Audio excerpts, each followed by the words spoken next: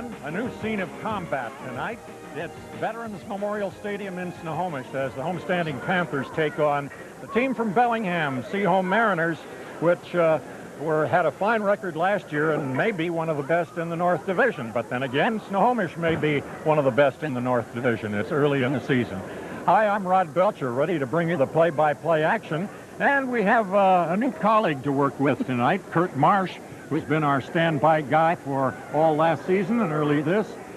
Had another commitment tonight, not able to be with us, so we have John Horton. John, you're going to be our expert tonight. I understand Kurt has some pretty big shoes to fill. I'll try to do it pretty well tonight, but could you ask for a nicer night to play football? Beautiful night, and it's just dusk as we start to report here. Kickoff just a few minutes away.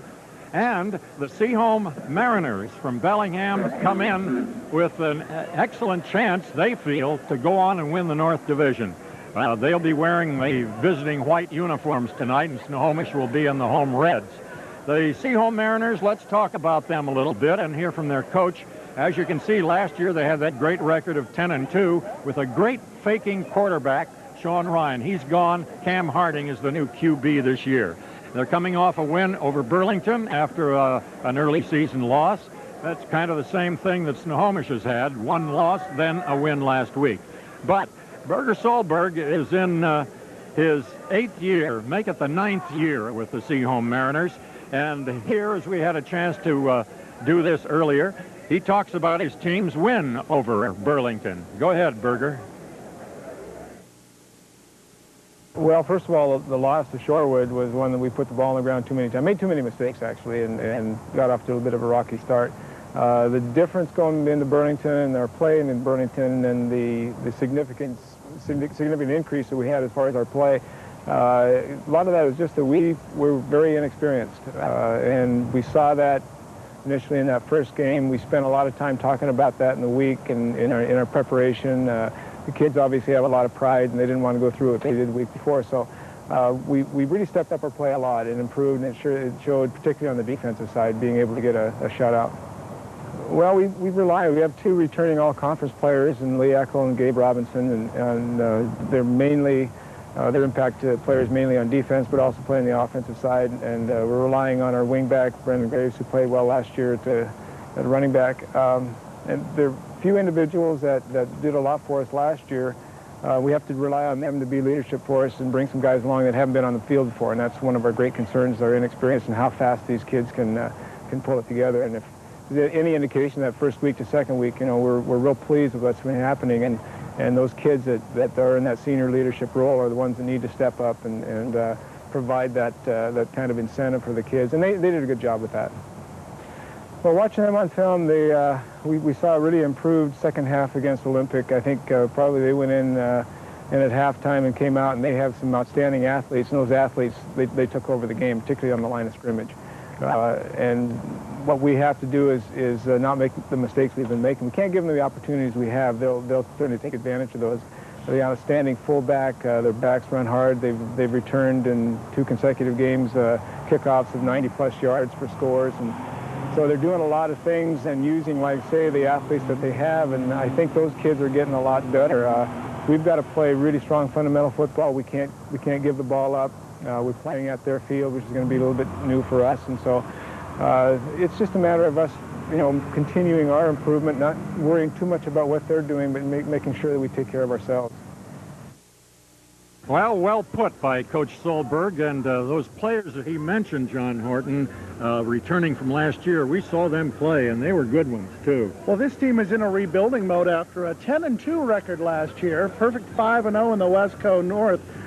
This team surprised an awful lot of people last year when they moved up to 3A. This year, they're not so much of a surprise, and Berger Solberg thinks there might be a little payback coming from some of those opponents that they were able to defeat last year.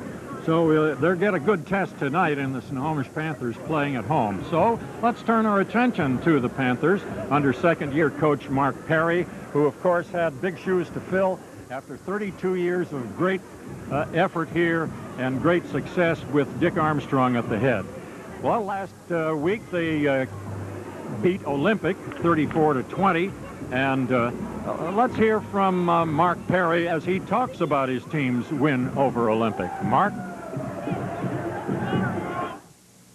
Well, against Olympic, we performed a lot better. Our offensive line played better. We controlled the line of scrimmage.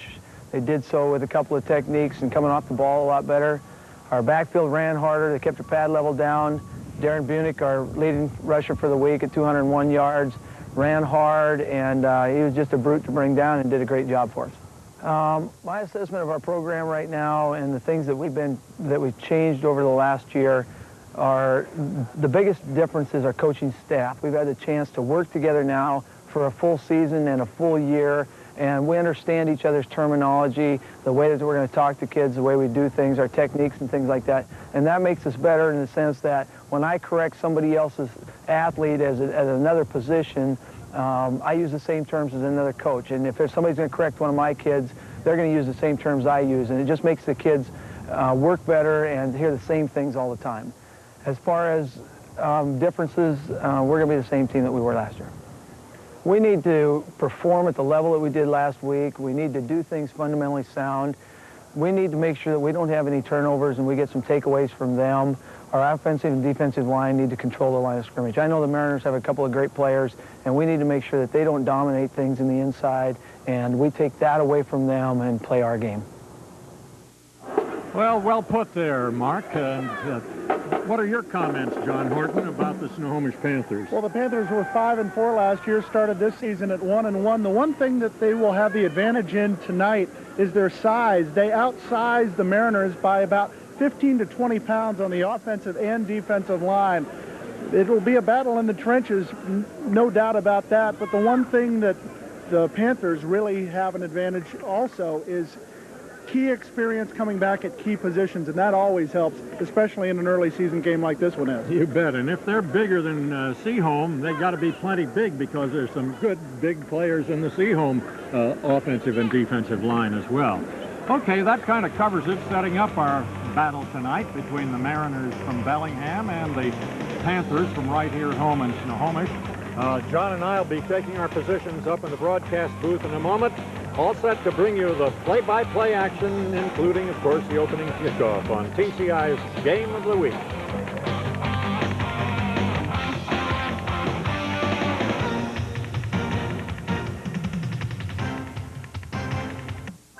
Life. You're born, you're all potential like a blank slate. You get to fill it any way you want. Nah, you're a canvas. Yeah, you're like a brand new canvas you can go wild on. Maybe you're more like a lump of clay that can be molded into anything. Well, the idea is simple. Fill up your life. Just keep drugs out of it, huh? After all, your life is the only whatever you got. It's a life or drugs situation. All set to go. The Snohomish Panthers will get the first offensive opportunity. They're down to your right off the camera right now. You're seeing the kickoff team for Sehome out there. And Sehome has Sam Allard does all their kicking. And for Snohomish, Jeremy Mertz does most of their kicking. So they've got specialists that are specialized in both place kicking and punting. Okay, here we go. Ready for the Snohomish Panthers to go on the attack, and they send back Jeremy Mertz in the central receiving position. You remember, he ran the opening kickoff back against Cascade for a touchdown. There we go, and the foot's in the football, as they say, and it's going to be taken by one of the upbacks on the 13-yard line.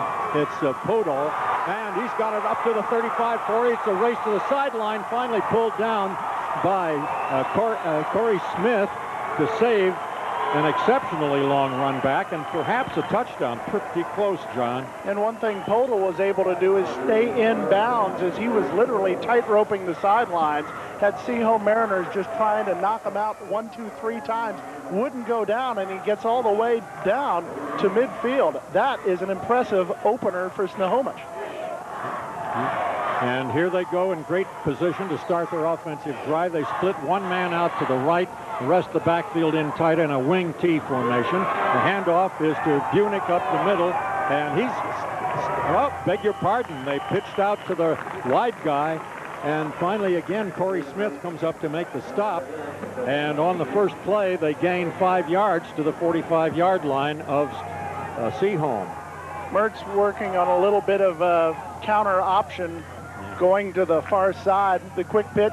When you fake that dive and get the quick pitch, it'll really confuse defenses a lot. Well, the defense is going to look for Bunich a lot. He went over 200 yards last year, and here Bunich does take it up the middle with the prime stopper on the play, number 52, Brian Vanderpool, who is a linebacker for the Mariners. So it's going to bring up third and short, a little more than a yard to go, about a yard and a half. 4 yards each play. That's all you really need, Rod, because if you get 4 yards every play, you're driving towards the end zone. And no need to pass the ball and take that kind of chance. Okay, ready for the next play coming up. And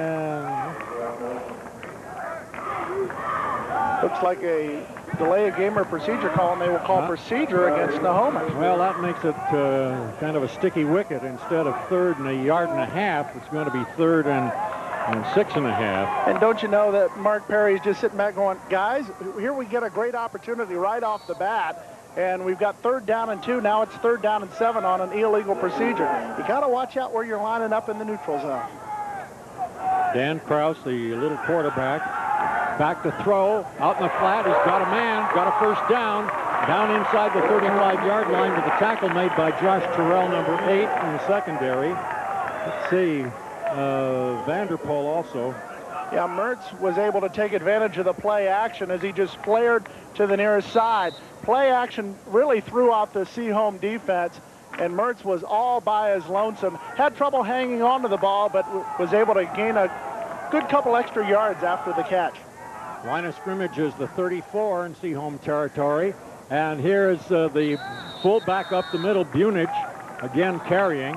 And he got short yardage, a couple probably is about it. And Vanderpool, number 52, is the prime stopper on the play. You know, it's underrated a lot of times about fakes after a play has already taken place. After Krause had given Bunich the ball, he was faking 2 or 3 times to other players. That will throw off the defense as much as the original play will. Okay, here's the 2nd and almost 9 play. And carrying the ball is Kidwell on a straight dive from his halfback spot. Nice yardage. Probably got a 6 or 7 on the play before Grady Twait and Trevor Walker combined to make the tackle in the secondary for Sehome.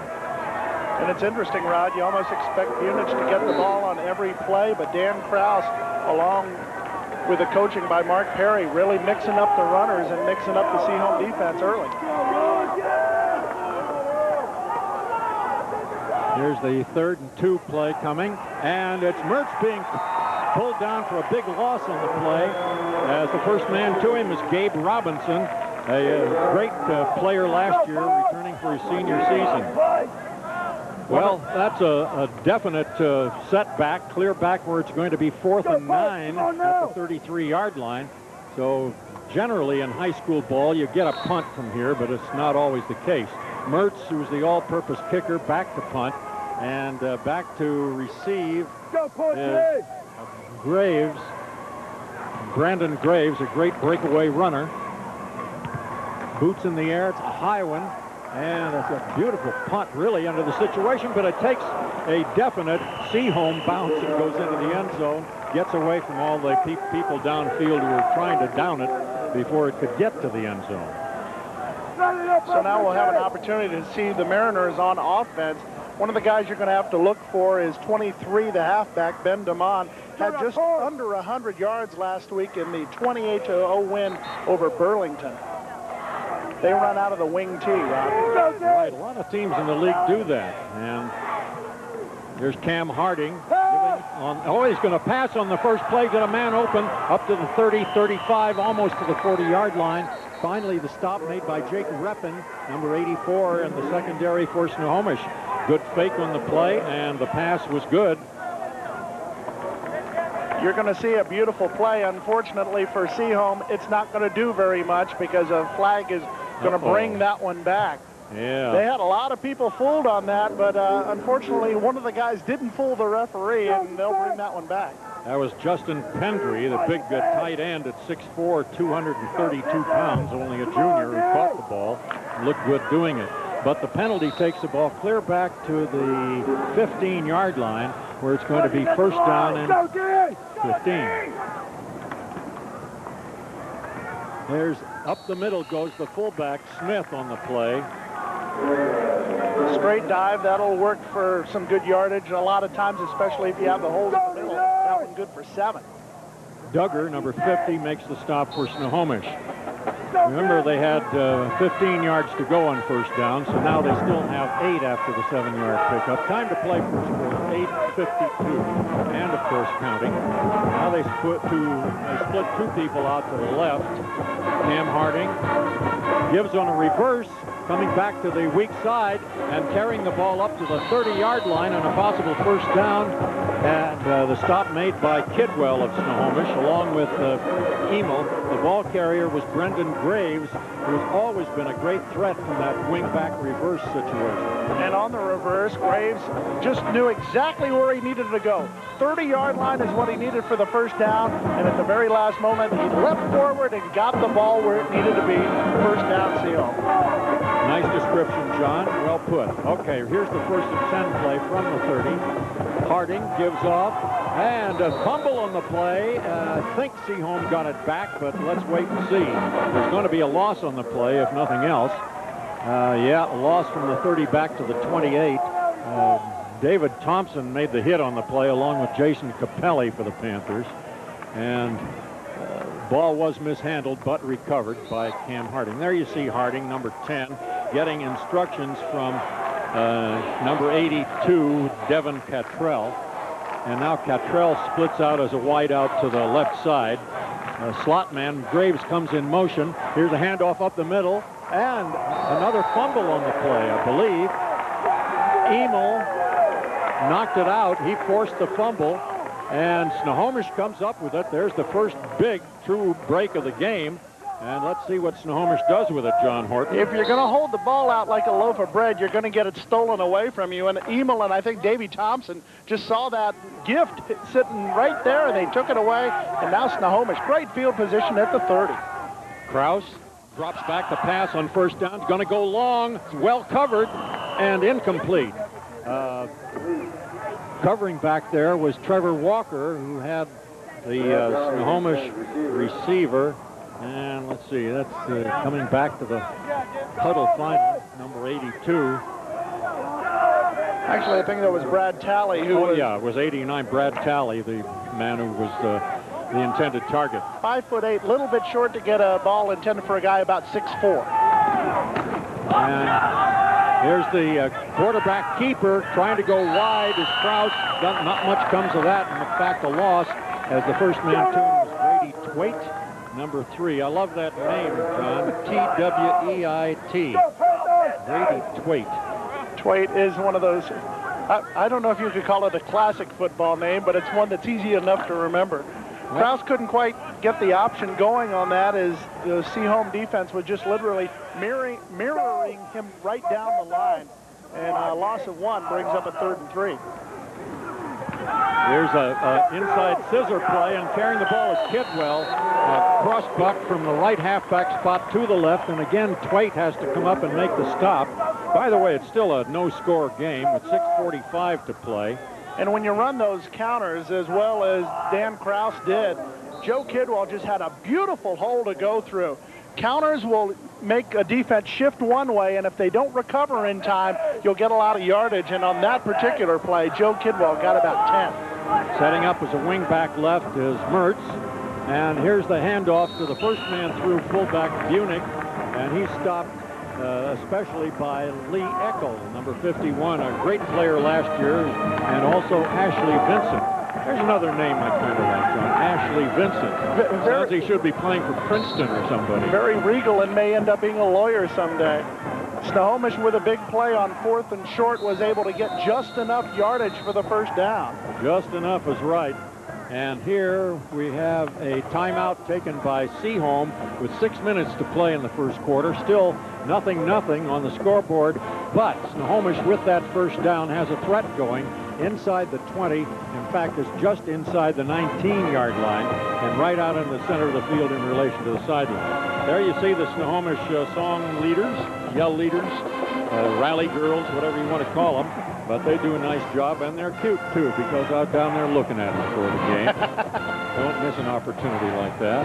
I got to tell you, I've seen an awful lot of high school football in my day, 7 years in Texas, a few years in Maryland, but very few facilities have I seen that are as nice as we have here at Veterans Memorial Stadium. Beautiful carpet, I understand, just about a couple years old, and Right. great amount of fans in the stands. Not many empty seats here at Veterans Memorial, and you love seeing that. Well, Snohomish has had a great history of successful football and great community support through the years. It's typical of the way it's been. Okay, ready with the wing back to the right this time, Kidwell. Kraus waits for the snap, got it. Gives off to Bunich. Bunich driving hard. He's a tough customer. Gets down to a gain of about the 15-yard line with Vanderpool again making the stop along with Lee Eckel. Eckel is a 6-footer at 235 pounds. He was a whale of a player last year. Let's see where they mark the ball. It's right at the 15-yard line. It was a short gain, though, and it will be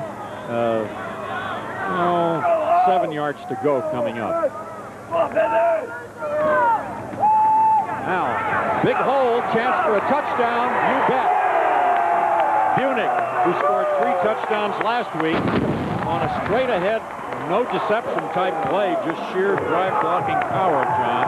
There's 2 things that you can say that are sure things when it comes to Snohomish football. When you give the ball to Darren Bunich, you're going to have a tough guy running some tough yards and getting some big yards for a big score. The other thing you can always count on, that darn cannon scaring the heck out of us all the time. Oh, yeah. Well, Bunich, you know, we didn't mention his size. He's listed as 5'11" and 220 pounds.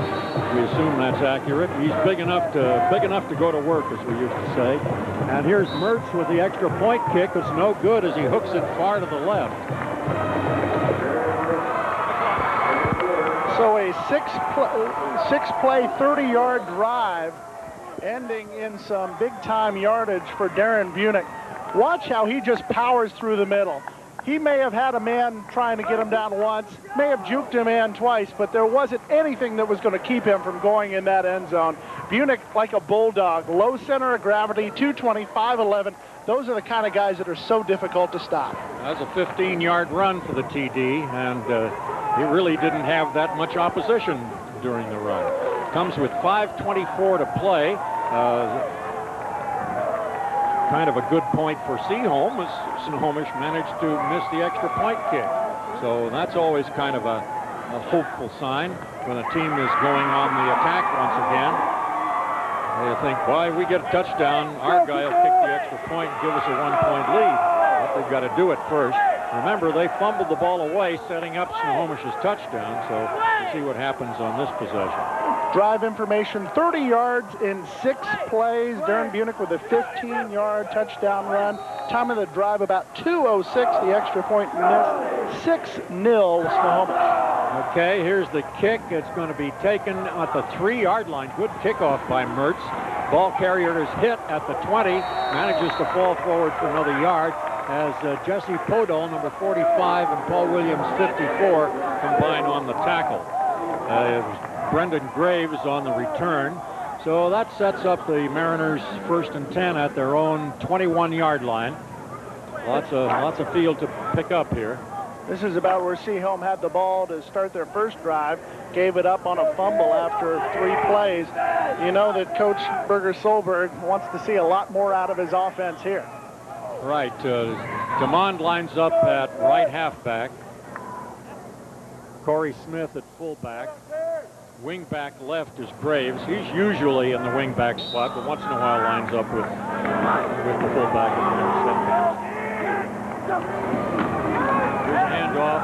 Number 27 gets the call, and that is Luger, Brandon Luger, making the carry on the play. And the stop finally made by Bunich, along with Ben Emil. Sehome showed a little bit of a dive action there, but they had Luger going around on the reverse. And even after the reverse happened, Harding back there with a fake throw, froze some of the linebackers, allowing Luger to get almost first down yardage, a gain of about 9 on the play. Luger's a stubby little kid at 5'8", 175 pounds. He again is lined up at right half. In motion goes Graves, gets the wing-back reverse, and they have it pretty well figured, but he gets the first down with a gain of about 4 yards or so. Chris Soren, number 97 for Snohomish, along with Mike Davis, 64, make the stop. Sehome picking up their second first down on the night with a tough run by Graves. Graves, 5'10", 155, the direct opposite of Darren Bunich, who's a great big guy. You've got Graves, the very quick wingback, can do a lot out there. Now I've got a different fullback in there. C.J. Hayes, number 47, carried on the play. And it's Eric Raber, 33 of Snohomish, making the stop. Very short gain. It was 1st and 10 at the 33. Now it's 2nd and 9 at the 34. And the clock continues to move on at 4:24 in the first quarter. 6-0, Snohomish leads. When they need some big running backs in there, they put C.J. Hayes in there at 191, the heaviest of the running backs for those bull yards. Here's a flat pass out to the left, and with a good open field to go, the receiver finally knocked out of bounds across midfield. And knocking him out was Jake Reppin, number 84 for Snohomish, and the receiver was Graves. Nice little flat pass. It was almost a lateral, as a matter of fact. Here it is, John. And Graves was wide open over there as Harding, looking downfield, didn't see anybody there, had Graves the safety valve. And look at that real estate. You can almost put a zip code on that amount as he goes down and is knocked out of bounds. If he had gotten a little bit more speed, he might have been able to gain a couple extra. Miller along with Reppin now on the stop, and now here's a play that goes into the middle for practically nothing. And right in there to knock it down was David Thompson. Sehome running that quick little double reverse. We saw a little bit of that last year when they played Cascade here on this same field. It's that quick inside handoff. You go one time, you go 2 times, but sometimes it won't fool anybody, and it didn't there. This time in the slot is Graves, and it goes to the weak side, and nowhere. Carrying the ball was C.J. Hayes, the big fullback, and the stopper was Darren Bunich, who can put a little hurt on people from the defensive side as well. And Eric Raber helped. One thing we haven't mentioned, a lot of these guys go both ways, which just shows how well conditioned they are. Because guys like Darren Bunich, as much of a stud as they are, they don't get a lot of time on the sideline that they can rest. And great defensive play by Bunich there. Harding, back running quarterback keeper, and that doesn't get much for him. Good defensive effort by number 70, Ed Brickman, who's 238, one of the big guys in the Snohomish line. Ed's going to bring up 4th down, as this particular series, after they got past midfield, just hasn't done anything. And anticipating a punt, back to return it is Dan Kraus, the quarterback. Big 17-yard pass play, and it could end in just a simple 3 and out after no gain on 3 consecutive plays. Allard to punt. Floater now takes on 1 bounce by Krause at about the 12-yard line. Brings it up across the 20 and down to the 25. And Chad Swanson, 53, Jay Chiabai on the stop. Reminds me of the days back when Joe Theismann used to return punts for the Washington Redskins. You don't usually see your quarterback returning punts, but that may be a tribute to how good of an athlete the senior quarterback for Snohomish is. Now he moves his team from the QB spot as Snohomish lines up at a wing to the right, but the strength of the line's actually to the left, and the fullback play goes right up the middle for not much as Lee Eckel, the 235-pounder, stops it up, along with Gabe Robinson, who weighs a mere 230. As a matter of fact, lost a yard on the play, did Bunich. And time becomes a little bit of a factor here in the first quarter. Minute and 45 to play. 6-0 Snohomish leading. Panthers up to the ball. The wide out to the left side is Kidwell. And here's a quick pass by Krause, slant in, incomplete as the receiver was to be Brad Talley, a little 5'8", 145-pound senior. And Rod, when you run that quick slant, you want the guy to get out there as quickly as he possibly can. And Kraus fired the bullet there, but Talley was held up at the line of scrimmage. I think Trevor Walker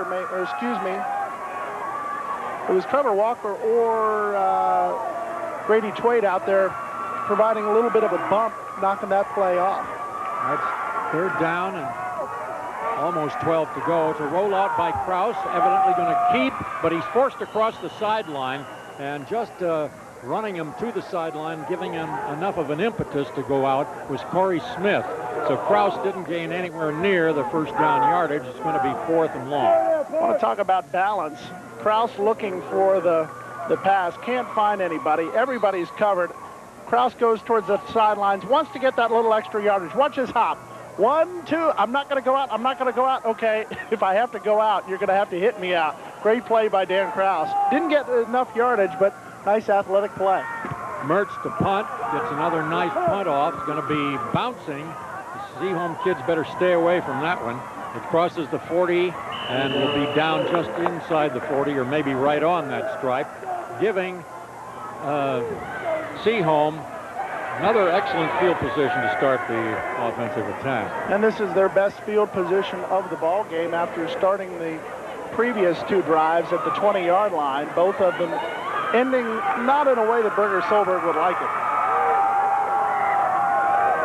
We talked about the fact that the Sehome team has surprised a lot of people. Not much of a surprise tonight. Here's Cam Harding throwing long down the field, has a man open, but he overthrows him way too much. And that was number 82, Devin Cottrell. Harding has quite a gun on him, and he got that ball a good maybe 30 yards in the air, but Davey Thompson with a big hit on Harding just as he released the ball. And I think Harding might have thrown it a little bit farther than he would have with all that pressure coming in. Davey Thompson, the 6', 185-pound junior. Well, John, maybe could have had a little more air under that one to let the receiver run under it. Well, here's the ball carrier, and this is Damon finally getting a chance to run the ball, and very close to a first down at the 50 with the stop made by Ben Emil, number 42 of the Panthers. One of your classic sweep plays is the 5'10 junior was able to take, or 5'10 senior able to take it around the left side. A lot of the Pee-wee people would call that just your basic 38 sweep. He did not get the first down. It's third and about a half a yard. And here they're going to run a sweep with a cut-in by Damon. And Damon breaks into the secondary for a good gainer with Jake Reppin, the safety man, making the stop, helped out by Chris Soren, a defensive back. They put it down at the Snohomish 39. First and 10 there. The clock still rolls on with 30 seconds and less than that now. Damond with 20 yards on this drive alone.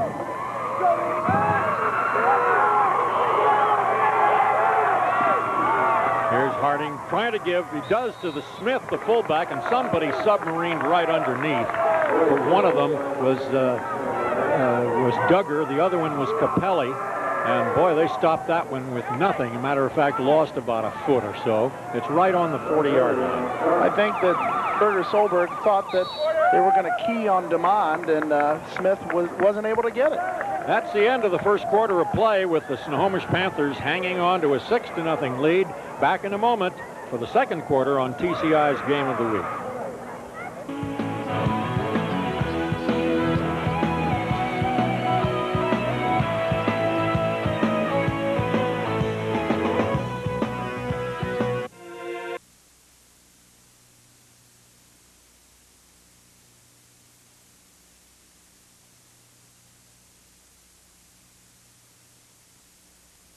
Action, first play of the second quarter coming up.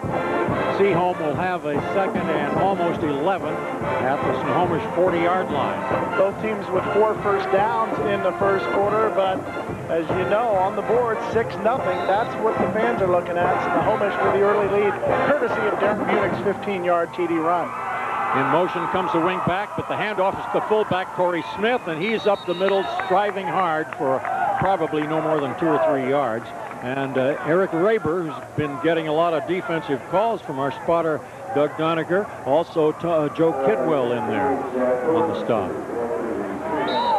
Sometimes you just got to pound out the yardage with those dives and see if they'll give you the room up the middle. So far, Snohomish has just jammed the middle on the Mariners, and it leaves a 3rd and long. Well, this time they line up in an I with a wingback, and here's the handoff to DeMond. DeMond is hit as he does not get back to the line of scrimmage. Raber's once again there. Raber, the linebacker, at well, he's big enough, all right. He's 5'10", 190 pounds. Also, Chris Soren. I know you like to talk about the primary and secondary tacklers. How about 1, 2, 3, 4, 5, 6? DeMond didn't have anywhere to go. He saw a human wall coming right at him. That's a gang job for sure. All right, 10:55 to play, 2nd quarter. It's now 4th down, so punting situation here. 2 receivers back for Snohomish, standing at the 10. Here's the boot by Allers, a nice one. Should go to the end zone, and does. Lands 5 yards deep in the red end zone down there. And so Snohomish will come out to the 20-yard line and start a drive that they hope will go 80 yards. So far, Snohomish has looked pretty impressive here early in the 2nd quarter. Bunich pretty much living up to his billing after 201 yards and 3 touchdowns last week. Scores the first touchdown this week, and I think he's ready for a few more yards here. Kidwell and Bunich are the deep men, and here's a handoff to Bunich, who skids off a pile and manages to get 2 or 3 yards when he possibly should have been held for nothing. Brendan Graves came up from his defensive back spot to make the stop, and also Gabe Robinson, who's the nose guard. The difference between a good running back and a great running back is how long it takes him to keep his feet not moving, and Bunich just kept going and kept going. He wasn't going to let anybody bring him down. It took 2 or 3 Sehome players to get him. Pembroke, number 46, is a wide out to the left, and here's the handoff again. Trying between the tackles, they go somewhere in there, and getting up off the bottom is Bunich, and not much of a gain. Grady Twait makes the stop, also with help from Brian Vanderpool. There's Grady Twait. I was going to say there's a jazz drummer named Grady Tate, but I don't know why I said that. You're quite the jazz aficionado, from what I understand. Well, somewhat. I'm old enough to, you know. Anyway, here we go with Krause. Faking to one man, gives off to Kidwell on a wide reverse. Tries to cut back, but doesn't get too much. Pendry, number 86, prime stopper on the play. And also Lee Eckel had a piece of the action. So for one time, it looks like Sehome able to stop him, as it'll be a punting situation, 3 and out, and that's got to give it a little bit of momentum back to the Mariners. And again, they set a double safety back there, and Mertz is the punter. Good snap, a lot of time to get it away. High one, not too deep. Going to be taken at the 45 and down right there with great coverage. Trevor Walker able to pull the ball down with a lot of pressure right around him. Chris Soren was the man right there to make the tackle, and he had help after the first hit. Okay, Sehome with good position again to start the drive at its own 45-yard line. 8:50 to go in the 2nd quarter, 6-0 Snohomish, and Sehome with their best opportunity. They just have to capitalize. There's some of the numbers you see there. 82 is Cottrell, 28 is Graves, 31 is Smith, 23 is DeMond, and 86 is the big tight end, Justin Pendry. It's interesting that the 2 guys who play tight end at 232 and 227 are among the biggest people on the line. You've got Vanderpool at 185, Eckel at 235, Schultz, the center, at 175, Robinson, a senior, at 230, and Ashley Vincent at 220. But you've got a couple really smart players on that offensive line, both Eckel and Gabe Robinson, with cumulative GPAs over 3.5, and that's just as important as statistics on the football field, if not more so. Well, Sehome's kind of proud of the way its athletes do in the classroom. I remember some of their basketball players were the same way. That great undefeated basketball team that won the state championship last year. Okay, they finally get them going again after some officials' problems of straightening something out at the sideline. And here we go with 8:50 to play in the second quarter. Still 6-0 Snohomish. Sehome trying to get the equalizer. Here's 1st and 10, and the handoff to Graves on the wingback reverse. Nothing there. Duggar, number 50. He's another 230-pounder. Makes the stop. Sehome trying to run that 3 across that can give you an awful lot of options, but if you don't open up the holes in the middle, you're not going to get any yardage. We mentioned that Snohomish, their average poundage on the front line a lot more than the Sehome Mariners, and it seems to be showing here in the early moments. Okay, we have 2nd down and just a tad more than 10 yards to go. And here's a stoppage of play. And let's see, it's a dead ball foul procedure call against the offensive team. Somebody moved. So that's going to cost them 5, and they'll have the 2nd down and longer yet. And Rod, that can be a couple of different things. A guy either lining up in the neutral zone. Well, here we'll get the chance to talk about it more, John, because Sehome here takes a timeout. A couple of ways it can happen. You can have a guy literally go down on set and be lined up in the neutral zone, and they'll call you immediately for that. Another thing that's a little bit more subtle is sometimes if the center moves the ball just a little bit too much, they will call the penalty. And Berger Solberg is going to come out and discuss things with his team and with the official. And in high school football, you can come out and come to the sidelines. And I think they're having some problems with the headsets also. If one team's headsets aren't working, the other team can't use theirs either. All right, you got that right. And that apparently was the hold-up a couple of minutes back. There he's talking to, is that Coach Perry? I don't recognize his back. Well, he puts the headset back on. It's going to be, as we say, as they finally get things going again. Dwayne Martinez, the head official, the guy in the white hat. Now he's got to go over and talk to the opposite bench again. So the game is moving along at a comparative snail's pace at the moment. I guess with the debates coming up with Clinton and Dole, we have to get used to some very long-winded discussions that don't seem to make much sense. Just taking a look at the backfield that's in there now for Sehome as they're ready to go on the attack. Number 10 is the slim quarterback, Cam Harding. 28 is Brendan Graves, a smallish wingback and a great long ball threat, as it were. All right, here they run the play. And the ball carrier's Damon down for a loss. Great one-on-one tackle by Chris Soren, number 97, who spotter Doug Doniger's giving a lot of calls to tonight, too. And Soren had that one read from the get-go.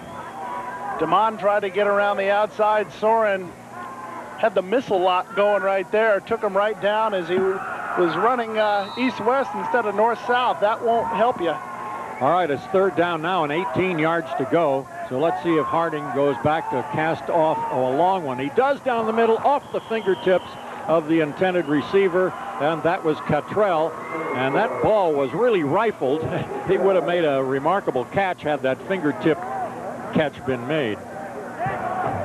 So Sehome unable to get the yardage that they need to even get a 1st down, so much so that they go from great field position to start this drive at the 45-yard line to the point where they have a 4th and 17 situation. And Snohomish has a great opportunity to get good field position here. Back to return the punt are Podol and Kraus, and the ball is going to bounce to Kraus at 25, 30, 35, 40. Got an alley down the sideline. Picks up some blocking. Collared from behind at the Sehome 40 by Brandon Luger, number 27, who used that speed to finally run him down. A 35-yard run back. Is that correct, John? 35 yards as Kraus found the seam. And when you have blocking and you got a sideline as your ally, you can get yardage like that. And Kraus gives them, as we said, excellent field position, 41-yard line of the Mariners. And that ball came up on the bounce just right for him to take it in full flight and really get a head of steam up. 7.5 minutes to go, second quarter. Snohomish with a 6-0 lead. Kidwell in motion. And the handoff is to Kidwell on a wide sweep to the left. He gets 2-3 yards, and that's about it. And the first man to hit him was Brendan Graves, who is another of the two-way players, although he's not very big. That's Kidwell, number 41, you see.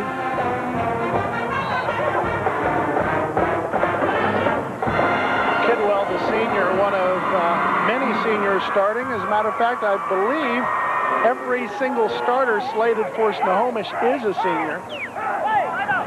That means they're an experienced bunch because you know that they had to get some playing time last year. Timeout called by the Panthers. And just looking down their squad list, you'll find a lot of these teams in the Westco have at least a few sophomores on their playing roster, but there's not a one. It's all juniors and seniors for Snohomish. And we're seeing a couple of good-sized rosters here with Sehome and Snohomish, a lot different than they have in the Seattle area, where they're having so much trouble that they can only put a varsity team out there instead of a varsity and a JV. Well, that's been the pattern in the Seattle Metro League for some years now, and I guess this is a real low point for the Metro schools, who still have some outstanding individuals. They just don't have a lot of people on their teams. So matter of fact, the Cascade Bruins have a much smaller squad than usual this year. And it all starts with junior football. I know that there's been a couple of programs that haven't been able to field teams that have been traditional, long-time junior football programs. Can't even get a roster on the field. That's a shame. Well, I don't know if that is a play or not. Did they stop the play? The ball was handed off to Bunich, but it's a penalty procedure, and it's a no-play situation. And the penalty will take the ball back where it'll be second down and, call it 12 yards to go. I think that's a good call. At the 43-yard line of Sehome. Haven't seen any major penalties so far. So far it's been the ticky-tack penalties, 5-yard procedure, little illegal motion here and there. You got to just concentrate to get rid of those. We haven't seen any holds or any clips. Pretty well played ball game. Rouse, the little quarterback, sends Kidwell in motion. And back to pass. Throws way downfield. Got a man open at the 15, 10, 5. Going to be touchdown for Brad Talley, number 89. The little guy at 5'8", 145 pounds, you see him being congratulated, and he really did a fine job of getting behind on the streak, John. 42 yards for that touchdown as Krause saw Talley wide open out in the valley, right to Talley for 6. 12-0 Snohomish. And they may think about going for 2 here with 6:40 to go. Especially since they missed the first kick. They'd like to get it to 14. But let's see. I don't want to get too previous. I see coaches coming out on the field, though, so maybe there's another timeout. Yeah. Yes, they did call a timeout. 6:40 to play, second quarter. It's 12-0 Snohomish. And with long yardage to go on that play, excellent pass by little Krause, who, as we say, is only 5'8" and 158 pounds. Not exactly the size quarterback that makes those college coaches drool, but he's doing all right in the league he's playing in, which is all you can ask. 2 plays going 41 yards. That's what you call a very quick drive. Only took 49 seconds. All right. Okay, they're coming up in a running or passing formation to try for 2. Krause has his running back, Bunich, right behind him, and set as the right halfback is Kidwell. Wing back to the left is Mertz. And here's the handoff to Mertz. He's stopped at the 1-yard line. No go. Score remains 12-0. Eckel was there to make sure he didn't get into the end zone. Let's take a look at the touchdown and just see how open Brad Talley was. Krause going back for the pass, looking towards the middle, just sends it long, sends it up high, and most importantly, leads his man, Brad Talley. And it's just a jog into the end zone, although you got to give a lot of credit to Sehome's Josh Terrell, who almost got the stop right at the goal line, but unfortunately no heroes bars for Terrell. And that's a case, John, where the quarterback did put some air under the football. He threw it so that the receiver could run under it, and there was no way on a low trajectory that a defensive back could get in the way of it. And there was no way it would have been a touchdown if it had been a pass that was short. You have to lead the man. You have to send it out and let him get it on a full run, and he did just that. And we've got a 12-0 Panther lead here with 6:40 to go. And this is an important game for both these teams because they are playing their first game within the division. And that is a great starter for the team that wins. You know, we talked about the drive being 2 plays, 41 yards, but you got to give all the credit in the world to Kraus setting that one up with a 37-yard punt return. Here's Graves taking the kickoff on the 5, straight up the middle, now veers to the right, has little running room across the 25 and 30, out of bounds between the 30 and 35. There's that Chris Soren again making the stop, and also Eric Raber. Those guys have been a wee bit active, John. And you got to give a lot of credit to the special teams, both sides, because after we were talking about Kraus having the great 37-yard punt return, you see Graves bring it back for a 30-yard kickoff return, which sets up Sehome at the 31-yard line. That's pretty good field position. Okay, they come out of the huddle with a couple of split men to the left, Cottrell and Graves. Graves in the slot. And back to passes. Harding being rushed, pulled down, sacked by Joe Kidwell. Kidwell on defense lines up as a defensive end, and boy, he was through there on a flash, and poor Harding never had a shot Let's see if it was a missed block. No, Kidwell just got around the outside and saw his target and brought him down. And Harding almost pivoted right into the direction from whence Kidwell came as well. Okay, we're midway through the second quarter, 6 minutes to play. 12-0 Snohomish leads. Back to pass, Harding fires one down the middle, a diving attempt made. Apparently it's incomplete, waved off. And right there defending was Justin Miller, number 22 of the Panthers. Looking for Trevor Walker on that flip pass, sent it just too low. Walker skidding along the AstroTurf, and let me tell you from personal experience, that can be a very painful thing to do. Walker not able to come up with the ball. Okay, again, the typical wing-back set. And rollout and a throwback to the weak side. Nice play. Demonda's got it. Picked up one block, then does a lot on his own. Great running. First down, clear up near the 50-yard line. Nick Simmons finally ran him down, along with Justin Miller. How many yards did you make that, John? 25 yards. It may be called back on a penalty, and it will, but let's take a look at the replay because it was a pretty play. You've got Harding on the play action. Throws it to the man that he had the play action to. Right there to Ben DeMond. Now, DeMond took a 7-yard play, turned it into about a 25-yard play, but unfortunately for Sehome, that will be brought back almost to the original line of scrimmage, courtesy of a 15-yard clip. A clip, and you talked about no major penalties. That was a while ago. We've now had our first, and it really hurts Sehome because that's about a 35-yard turnaround is what it amounts to. It brings up third down and quite long. So call it just 15. Third and 15 at the 27-yard line. And just when you thought Sehome had gotten the break with a great play by DeMond and Cam Harding, it comes back like this, and that's where you can get a few gray hairs if you're a coach. And of course the coach wonders, why did he have to clip? Was it really necessary? Probably not. Okay, here's the third and long play. Strength is to the left with two wideouts to that side. Harding straight drop back, has good protection, fires a long one downfield, and a great catch.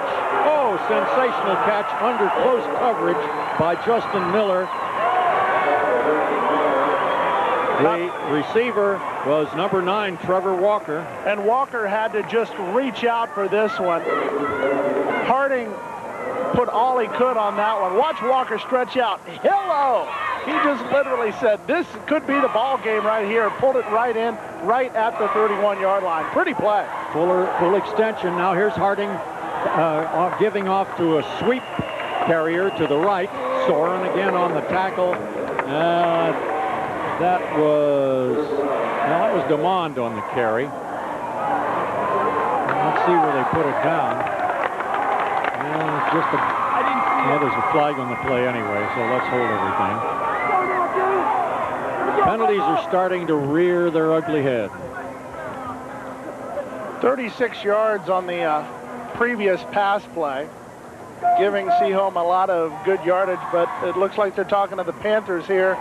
So 2 plays later, the Mariners take 1 step forward, 2 steps back after the holding call. Holding against the visiting Mariners, and boy, that comes with, well, there's a lot of time left, really, 5 minutes and 4 seconds in the half, but the ball comes way back to the 43-yard line. First down and to about 23. Here's the ball carrier up the middle, and he gets a nice gain of almost 10 yards with the stop being made by Ben Emil and also Nick Simmons. DeMond on the carry, I believe. Yeah, could be. Oh, no, I'm wrong. No, Brandon Luger. Luger, number 27 rather than 23. We've been calling DeMond's numbers so much that you almost assume he gets the ball on every play. All right, it's going to bring up a second and still almost 12 yards. Call it 2nd and 12 to go. And a wide play to the left, and you look at good speed here by Brendan Graves. And he's down to the 25-yard line, a little short of the first down, with Paul Williams up to make the hit. He's number 54 for Snohomish. Also on the action was Ben Emil, number 42. Wing-back reverse as Graves just find the open real estate on the outside, and if you can use your speed and cut up field, it's good, but you got a couple guys there to take them down, and Snohomish dodging a bullet there. It's third down, about 2.5 yards to go, and up the middle for nothing goes the ball carrier. I think that was Smith on the carry, but it's going to bring up 4th down and short. It was Smith, number 31, but let's see where they spot the ball. It's going to be 4th down and a short yard to go. Darren Bunich made the stop. Clock shows 3:25 and still counting. Now here's where it could be the Mariners game right here. 3:20 to go. Clock running, as you said. It's a 4th down and 1 situation deep in Snohomish territory at the 24. Big play here, probably the biggest of the game for the Mariners.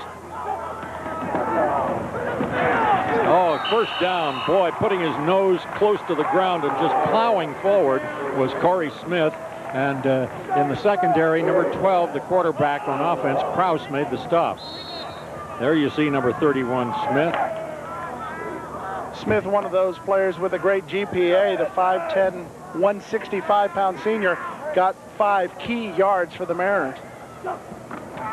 Here's a quick toss to the right. Carrying the ball is Luger, and a great one-on-one open field tackle by David Thompson, number 28, who is a junior at 6 feet, 185. Thompson's had a couple of big plays, had a sack earlier in the game, and just read this particular play perfectly, bringing down the runner.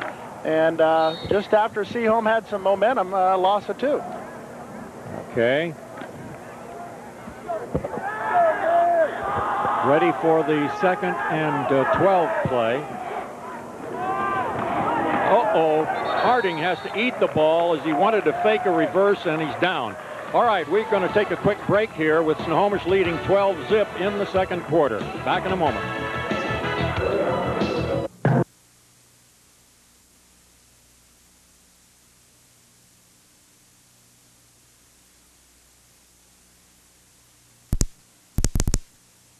Actually, Sehome just ran a quick play, and we'll show it to you again. It was number 23, DeMond, on the carry. DeMond on a 3rd down tried to look for the 1st down yardage, but the Snohomish defense saw that he had some open field, but crashed very quickly. Okay, it's 4th down, about 3.5 yards to go, and obviously they're going for it in here. And it's a pass, and I beg your pardon, a beautiful fake and a touchdown. Wow. Well, I got faked out of my shoes on that. It was DeMond on the carry. And again, I think Sehome does a heck of a job of coaching these quarterbacks into doing some excellent faking. You were talking about last year about the fact that the fakes really threw you off. I bet you've got about 11 guys out there on the Snohomish defense that are agreeing with you 100%, as DeMond just had open field to the right side. We'll show you the replay after the point after touchdown. Great play by Ben DeMond. Sam Allard, number 2, the extra point attempt. It's up, and what happened to it? It was blocked, was it? I never did follow that. At least it was no good. So the score remains 12-6. 13-yard run by Ben DeMond for the touchdown. As you can see, he had an awful lot of running room to the outside, just went right for the corner. And despite the fact that 3 Panthers were on the prowl, he was able to get into the end zone. 12-6, so Sehome, after getting the ball at the 31, having big plays called back not once but twice, still able to get into the end zone and pull within 6 with about a minute to go. Might mention that DeMond has great speed for a kid built like he is at 5'10", 190 pounds. Okay, let's see what Snohomish can do in the final 1 minute and 1 second remaining in the second quarter. Sometimes in a situation like this, they'll try a squib kick, something to make it hard to handle, because there isn't much time left, but we'll see. Allard will do the kicking off. Allard, the all-kicking specialist, is a 5'10" senior, about 160 pounds or so he's not especially big. But like his counterpart, Mertz of Snohomish, does all the kicking. For Sehome, 69 yards on 11 plays, taking 5 minutes, 29 seconds. Ben DeMond with a 13-yard touchdown run. The extra point was missed, makes it 12-6. 1:01 to go in the half. And that's a pretty good job with the 69-yard drive, considering that those penalties really hurt. It is a squib kick, bouncing, picked up at the 19 by 22 Miller. Got an alley up the middle to the 35 and maybe to the 38-yard line, where all kinds of Snohomish people are there. Just touching a little bit on the Mariner drive, you had a play of 36 yards, a great pass play from Harding to Walker, not to mention the great running by DeMond with carries of 13, 8, and I believe he had a 15-yard run that was even called back. Good play there. Here's a handoff up the middle. Veering to the left is Kidwell. Did he fumble the ball? Not only did he fumble the ball, that ball bounced off his knee and bounced about 6 yards before going out of bounds. And I think Sehome may have come up with the ball. Let's take a look at the replay. Yeah, I guess so. Twait was in there. Watch, Kidwell has it, and it just bounces right off his knee, and this AstroTurf will carry that. And who is there to pick it up? I believe that's Walker for Sehome, so Sehome will get the ball. No, excuse me, Twait with, you called it, Twait with the recovery. 48-yard line, big opportunity here for the Mariners. It's one of those, look what I found. The big bounce came right to him. All right, let's see what Harding does with 47 seconds. He's back to pass already. Pumps once, throws long down the field, overshoots his man who tried to make one of those diving, all-extended catches. And let's see who that was. That was Brendan Graves. Couldn't quite come up with it. Once again, Harding hit right as he threw the ball. That might have taken a little bit off of it. But still, 48-yard line, 46 seconds to go. Sehome with a good opportunity. 2nd and 10. Harding, straight drop back. Fires it hard. Deflected, intercepted by Snohomish. It's brought back from the 35-yard line to about the 45 by Jeremy Mertz, one of the safeties, and now Snohomish gets it right back. Watch the unlucky bounce here. Harding's pass, a rocket right through the middle. It just goes off the hands of Walker, right into the hands of the defender as he just brings it right on up, and Jeremy Mertz comes up with a big play. So Sehome with a great opportunity. They'll give it to Snohomish for one last chance before the quarter ends. 35 seconds to go. They've got the ball on their own 45. And Kraus, who has thrown one touchdown pass, still at quarterback, and he is on a rollout, wants to pass. Does throw, got a man, Kidwell, down to the 31-yard line. Now, they used a lot of their timeouts earlier. They're going to have to really rush because I think they may be out of timeouts here. They're going to go with a no huddle. Right. Well, of course, they've got to wait for the sticks to be set. 35 seconds to go. The ball is at the 31-yard line. They're lined up ready to snap as soon as they're allowed to. Kraus has Bunich and Mertz behind him in the backfield. In the slot right is Kidwell. 30-yard pass play. Kidwell from Dan Kraus, setting up the first down at the 31. Well, touchdown territory is within Kraus's range. We've seen that. And here he's back to pass and has good protection. Fires down the middle. It's good. Caught at the 15 and run down to the 9-yard line. And Trevor Walker saved further damage. I missed who the receiver was. Chris Soren pulling the ball in for the Panthers, and a flag there you is... see him. Yep. 97 is the receiver, but that one's going to come back. Well, there have been some big plays negated over this way more, by penalties. Walk straight and then cut. Clip, yeah. Well, let's see. That stops the clock with 19 seconds to play. Didn't you mention just a few moments ago, coaches wonder why the heck would you have a clip, especially when the play's so much farther downfield? Those are the kind of things that just hurt. Well, in case Snohomish was thinking of a possible field goal try, that's out of the question right now from this distance. They're going to have to unload via the air lanes, I'm sure. And Kraus has shown that he has the arm to send one of those rocket bombs towards the end zone. But the clock is running. This will be Snohomish's last opportunity.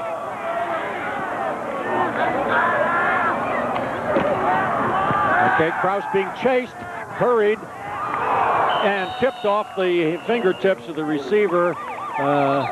Again, that's Soren, I believe, and Gabe Robinson was there defending the linebacker, and with that play, the half has run out. Actually, that was an incomplete pass. Maybe the clock continued to roll. Yeah, 2 seconds were on the clock. Now they're putting back 3. Yeah. Okay, so one more play for Snohomish, much to the chagrin of the Sehome kids who are ready to head for the locker room, perhaps happy with trailing by only 6. Now Snohomish has another attempt at getting it downfield. Kraus was really rushed, and now Snohomish takes a full timeout to talk it over. They did have a timeout.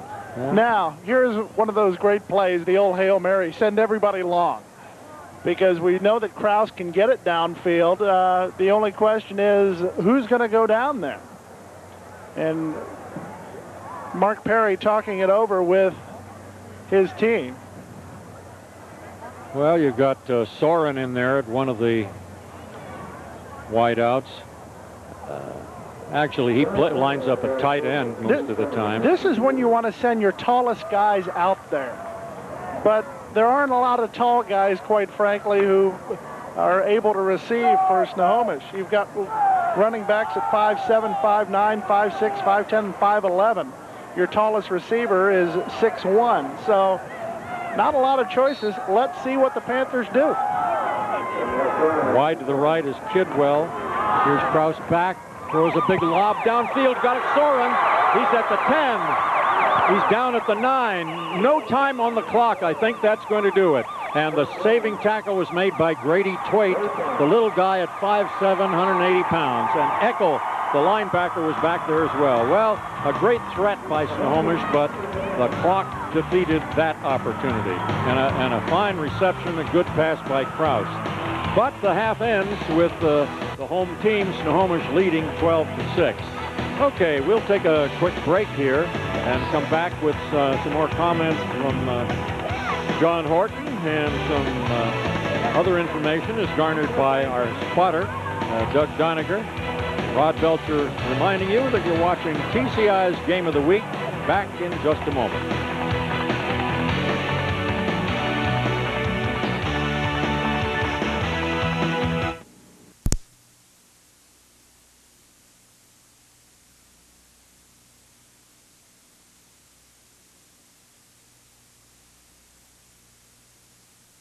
The homestanding Panthers leading the Bellingham School, Sehome, the Mariners, 12-6, as you see. And it's been a pretty even game statistically, as John Horton will be able to show you in just a moment. By the way, you're looking at the Snohomish Band, which happens to be performing as we're talking here. So, John, it's your turn to kind of take over and summarize the first half and see what we're going to... Are we going to have statistics first, or where are we, folks? Scoring summary first. That's a good idea. John, you're on. Well, let's go to the scoring summary. First quarter, all the scoring Snohomish. Darren Bunich with yes, that's right. Darren Bunich, 15-yard run. The point after touchdown miss, capping off a 30-yard drive that took about 2:06, made it 6-0 Snohomish. In the second quarter, Snohomish got on the board again, courtesy of the big-time play. The pass from Dan Kraus to Talley, 41 yards. The conversion failed. That one, 41 yards in just 2 plays, taking 49 seconds, 12-0 Snohomish. Sehome came right back, however. 11 plays, 69 yards, capped off by the DeMond 13-yard run for the touchdown. The point after touchdown blocked. 1:01 to go in the quarter, and that made it 12-6. Snohomish with a lead. And Snohomish was threatening as time ran out, and the clock wouldn't let them continue with their drive, which got down to about the 9-yard line as time ran out. There you see the enthusiastic stands, always close to capacity here at Snohomish. And, John, time to look at the statistical end of the first half. And, of course, you see a big disparity in the passing yardage. Snohomish leading there. That mostly courtesy of that 42-yard Dan Kraus touchdown pass. He 4 of 7. As a matter of fact, in the final minute of the game, he had a couple of those completions good for about 30 of the yards. Rushing yards pretty even, but Snohomish leading in the total yardage, 161 to 139. If you look at the first downs, which is usually a pretty good indicator, you know that Snohomish has done, or Sehome has done pretty well. The problem is they've been nicked by some pretty big penalties that have brought the ball back after pretty good gains. And the turnovers, one was an interception and one was a fumble. The interception was one of those tipped passes that turned into an opportunity, but nothing came of it. Okay, there's the band still in action as halftime continues here. And we'll take another break and be back with the third quarter kickoff in just a moment as we continue with TCI's Game of the Week.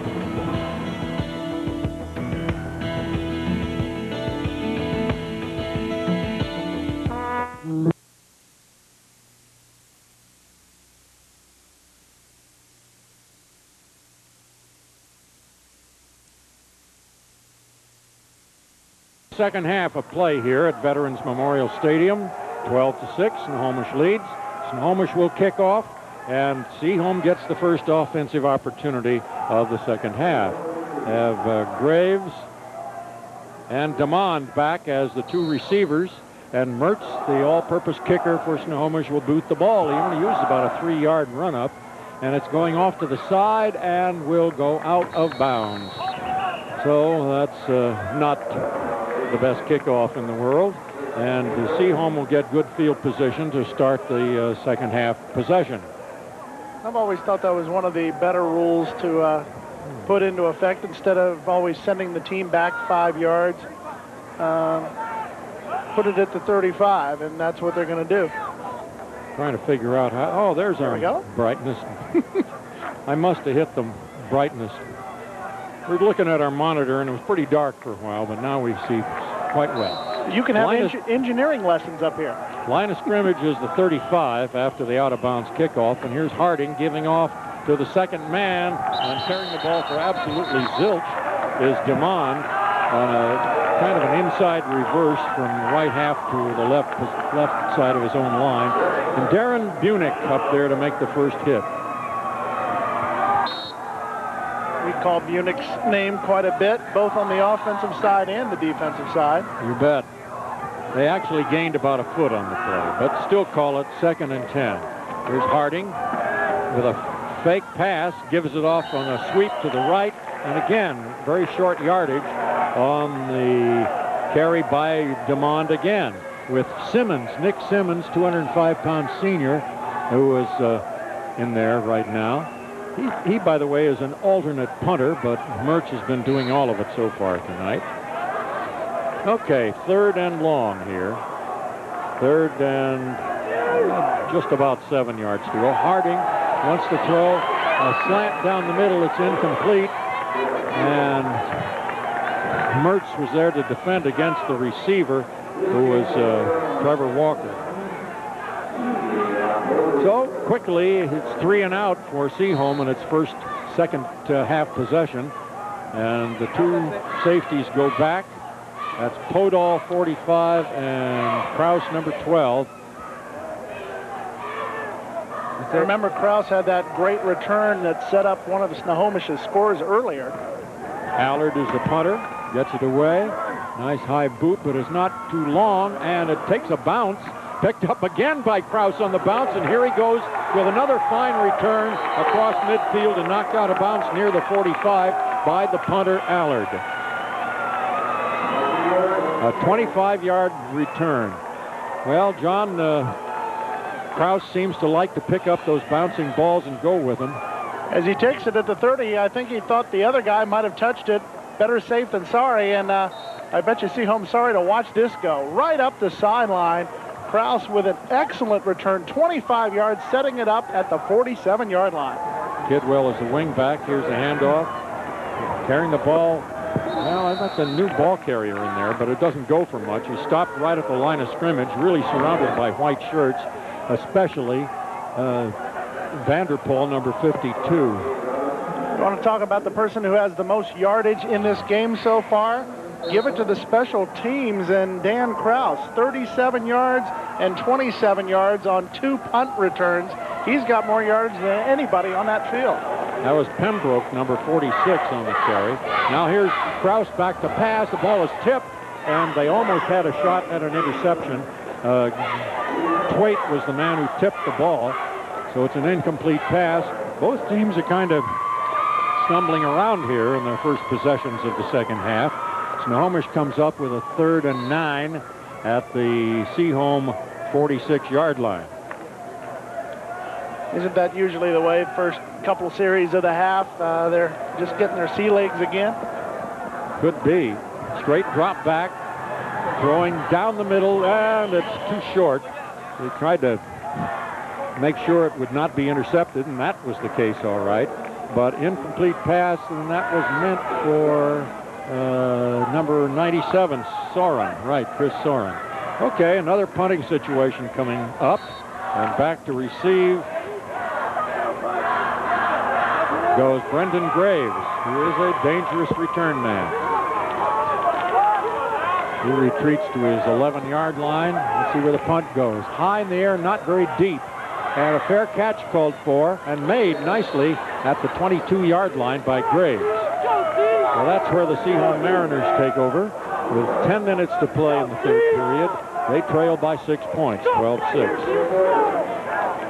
It seemed that the Snohomish defense in the first half kind of keyed on Ben DeMond, but you have to watch out for Brendan Graves. He was able to get outside for a couple of good sweeps in the first half. See what Sehome's strategy is in half number 2 here. Here's an inside handoff and a fumble. Snohomish appears to have recovered, cleared down near the 15-yard line. That was kind of a delayed handoff to C.J. Hayes, and Bunich came up with the recovery. We talk about calling Bunich's name. I think it was just a perfect strip out there. 50, I think that was Doran Tugger gets the strip, and right on top of it, Darren Bunich for the recovery at the 20-yard line. Great position for the Panthers. And I miscalled it. It was not Hayes. It was Luger, number 27, rather than 47, who did not get the handoff securely. Here's the handoff to Bunich on a power drive to the 10, still struggling in the arms of tacklers, and gets to the 9. Straight ahead power, and the prime stopper was Gabe Robinson, the 230-pound nose guard. So after Bunich does it defensively, he turns right around and does it offensively with a pretty good gain of about 6. Mertz lines up as the wingback left. And there's a handoff. Bunich dives down to the 6-yard line for a gain of about 3. He'll be, well, it looks like a yard short of a first down. Stopped by Cory Smith, who is a fullback on offense and a linebacker on defense. And as an injured player, a Mariner is down. Chris McGarry, the injured Mariner, down on the field, being attended to. And there you see him. Number 70. He's about the biggest guy they've got at 245 pounds. You always hate to see when they roll up that that knee pad. Oh, yeah.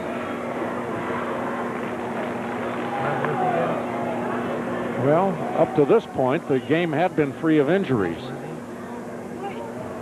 which is the best way to have it. The clock stopped, by the way, with 9:12 to go in the third period. Neither team has scored in the period, but Snohomish is down at the 7-yard line, needing a yard to go for the first down.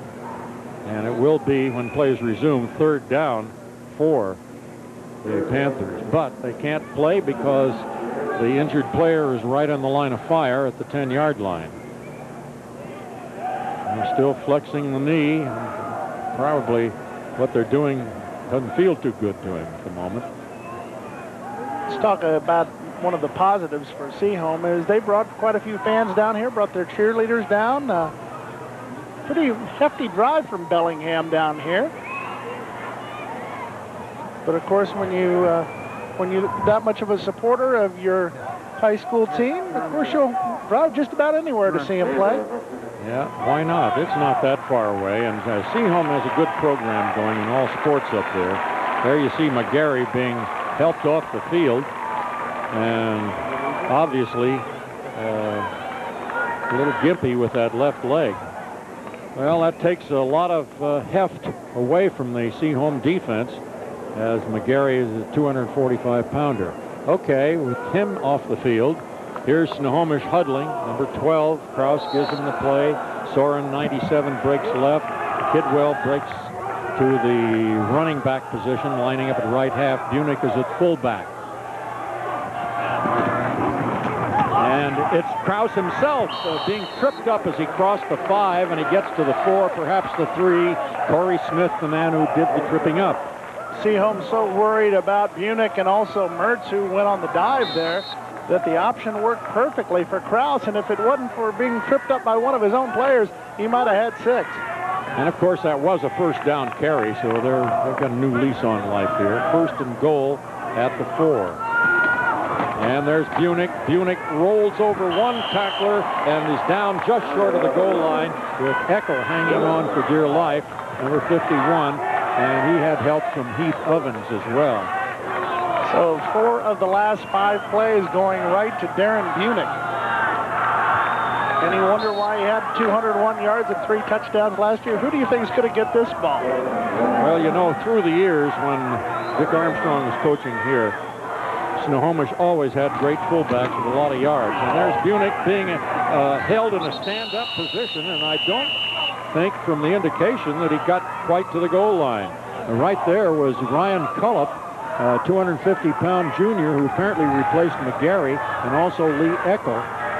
Watch Bunich do his best to get in there, and takes 5 Sehome Mariner players, led by Justin Pendry, to keep him out of the end zone. They're about as close as you can get. Okay, here's the next play. And he fakes to Bunich. Kraus does, pitches wide. Scoring is Mertz.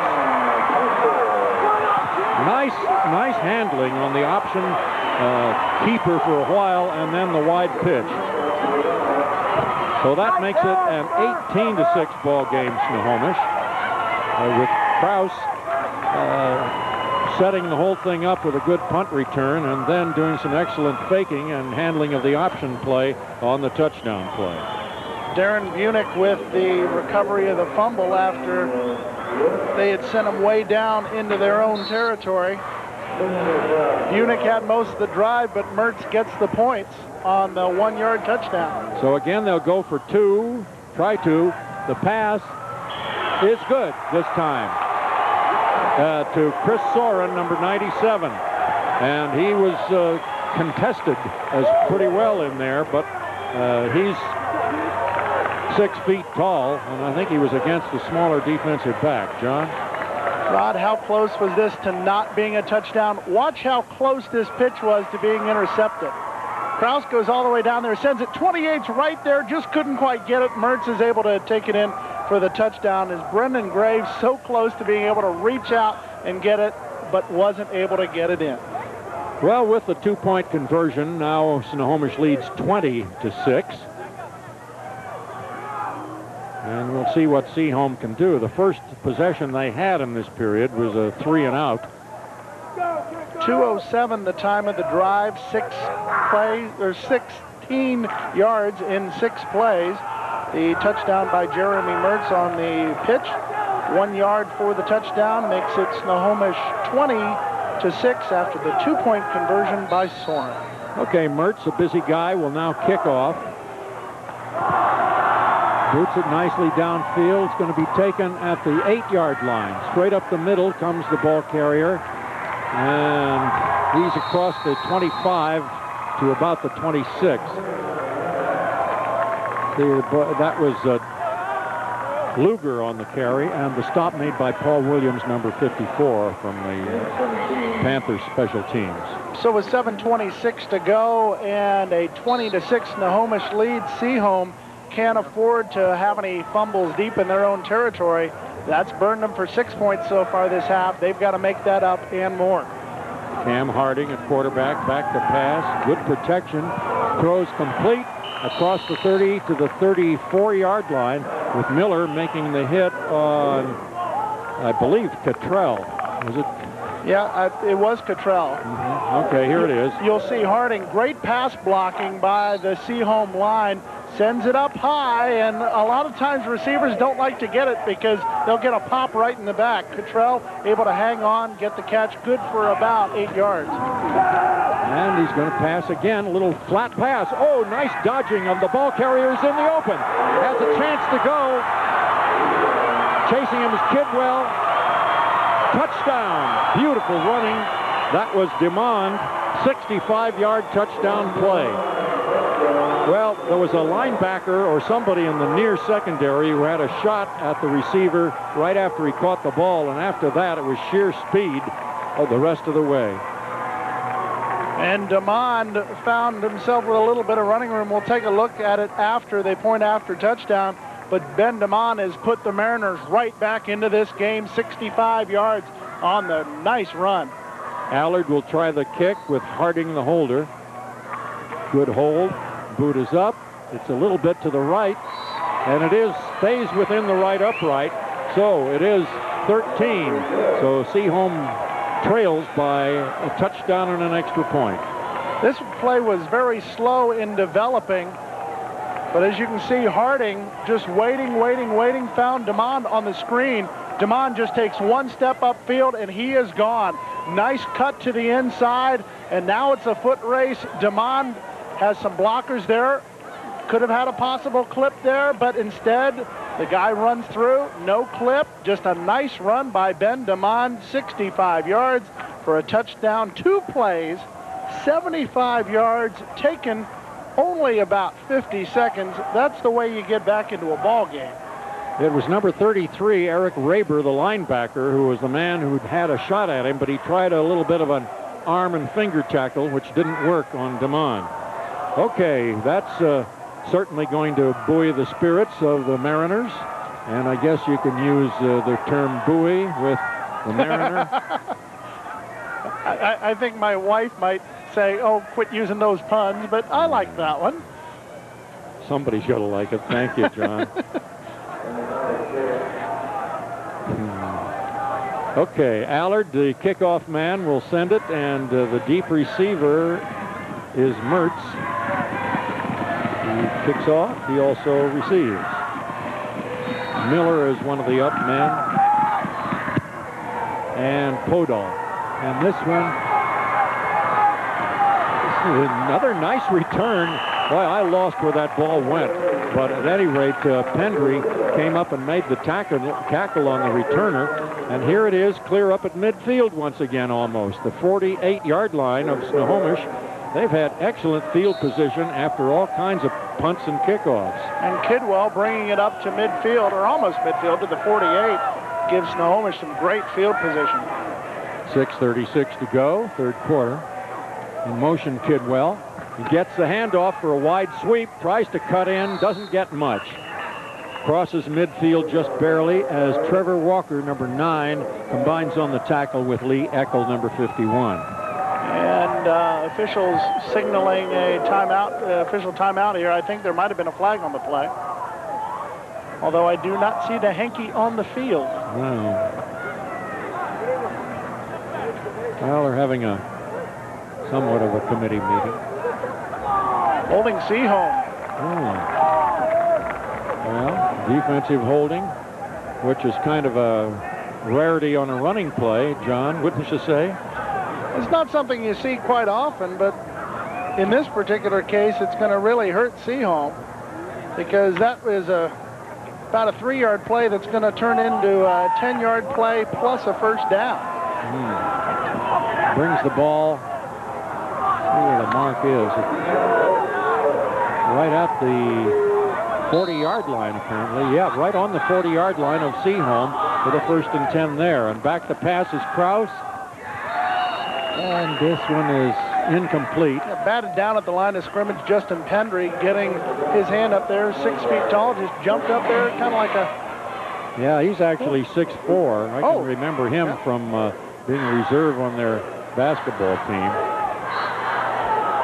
That basketball team pretty darn successful last year. How successful can you get, huh? All right, here's Kraus ready for the next one. Hands it straight off the middle. The fullback dive, and Bunich breaks into the open. He's to the 20, 15, pulled down inside the 10 at the 8. Walker saved the potential touchdown. Well, there's one of those quick openers. The fullback lining up in the first place quite close to the line of scrimmage, and bang, he's through there, John. Bunich finding the hole and shaking off a couple of tackles. Look at the way those arm tackles trying to catch Bunich high. You can't catch a 220-pound guy high. You got to take his legs out. That's what finally brought him down. Now here we go with the first down play, which reaches the 5-yard line. And ball carrier was Bunich again. And the prime tackler was Lee Eckel, a 235-pound senior. Okay, the ball is now on the 5-yard line, 2nd and goal. Bunich with 37 yards on this drive alone. Bunich and Mertz in the running back spots. Gives to Bunich. He's almost at the goal line, then he's bent backwards. Did not make it into the end zone, and holding on for dear life was Josh Terrell, number 8. Well, once again, Darren Bunich with a workmanlike performance, getting it all the way down to the 1-yard line. You just have to wonder, is he going to get the score this time, or are they going to give it off to one of the other guys? Well, it's a 3rd down coming up. They resorted to trickery and a wide play last time to score. And whoever it is gets right down at the goal line again.